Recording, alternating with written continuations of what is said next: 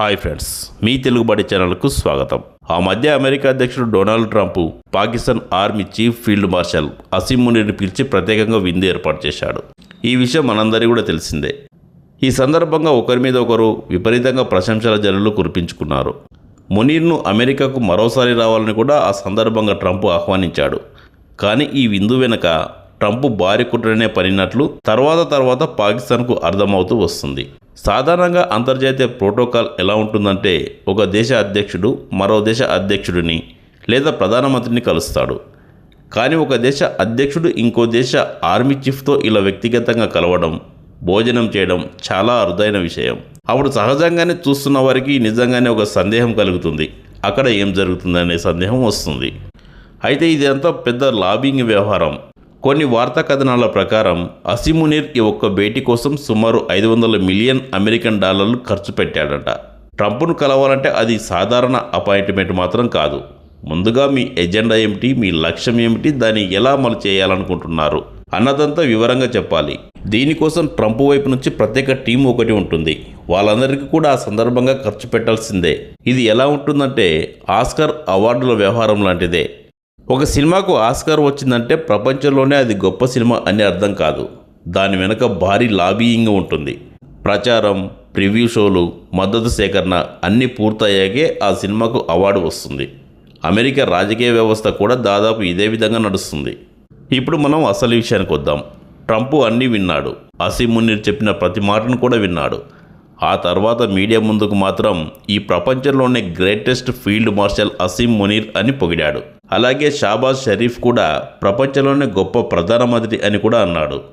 ఈ మాటలు వింటే మనకు నవ్వొస్తుంది. కానీ ఇలాంటి పొగడ్తలు రావాలంటే ఎంత ఖర్చు పెట్టాలో అర్థమవుతుంది. మోడీ గారు అయితే ఇలాంటి లాబింగ్ వ్యవహారాలను పట్టించుకునే వ్యక్తి కాదు. నీ మీద టారిఫ్ వేస్తాను, కావాలంటే వచ్చి మాట్లాడు అన్నట్టుగా వ్యవహరించే స్థాయి అది. కానీ పాకిస్తాన్ పరిస్థితి అలా కాదు. ట్రంప్కు, అమెరికా అధికారులకు పాకిస్తాన్ అసలు స్వభావం బాగా తెలుసు. ఒసామా బిన్ లాడెన్ వ్యవహారంలో వాళ్ళు చేసిన పాత్ర అమెరికా ఎప్పుడూ మర్చిపోలేదు. దీనికి సమాధానం ఇప్పుడు గాజా విషయంలో బయటపడుతుంది. ఇజ్రాయెల్ విడుదల చేసిన గాజా కొత్త మ్యాప్ చూస్తే గాజా చాలా చిన్న ప్రాంతంగా మారిపోయింది. మిగతా ప్రాంతాలన్నింటినీ కూడా బఫర్ జోన్ అని ప్రకటించారు. అక్కడ ఇజ్రాయెల్ సైనికులే ఉంటారు. అదే సమయంలో ట్రంప్ 20 పాయింట్ల పీస్ స్కీమ్ను కూడా ముందుకు తెచ్చాడు. ఈ పీస్ స్కీమ్ ప్రకారం గాజాలో శాంతి కావాలంటే ఇతర దేశాలు తమ సైనికులను పీస్ కీపింగ్ ఫోర్స్గా పంపాలి. United nations piece keeping force లాంటిదే ఇది కూడా. ఇక్కడ సమస్య ఏమిటంటే అరబ్ దేశాల దగ్గర పెద్ద స్థాయిలో సైన్యం లేదు. వాళ్ళు ఎక్కువగా టర్కీ, పాకిస్తాన్ మీద ఆధారపడతారు.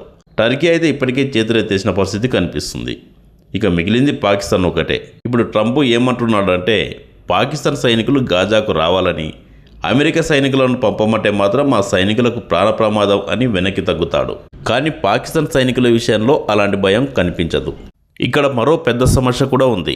హమాస్కు సంబంధించిన వ్యవహారాలు పాకిస్తాన్తో ముడిపడి ఉన్నాయన్న ఆరోపణలు ఉన్నాయి. అలాంటి పరిస్థితుల్లో గాజాలో పాకిస్తాన్ సైనికులు అడుగుపెడితే హమాస్ వాళ్ళు ఊరుకుంటారా?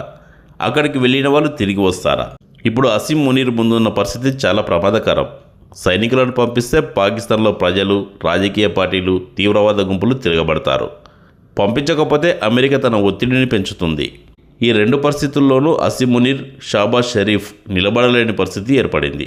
అసీం మునీర్ డబ్బులు తీసుకుని ఒప్పందాలు చేసుకుని చివరకు తన మీదే భారీ రాజకీయ బాంబు వేసుకున్నట్లు కనిపిస్తుంది. ఇప్పుడు ఈ ఉచ్చు నుంచి అతను ఎలా బయటపడతాడో చూడాలి. మీకు ఏమనిపిస్తుంది? అసీం మునీర్ ఈ పరిస్థితి నుంచి తప్పించుకుంటాడా, లేక పూర్తిగా చిక్కుల్లో పడతాడా? మీ అభిప్రాయాన్ని కామెంట్ చేయండి. మరిన్ని ఇంట్రెస్టింగ్ ఫ్యాక్ట్స్ కోసం మా ఛానల్ సబ్స్క్రైబ్ చేసుకోండి.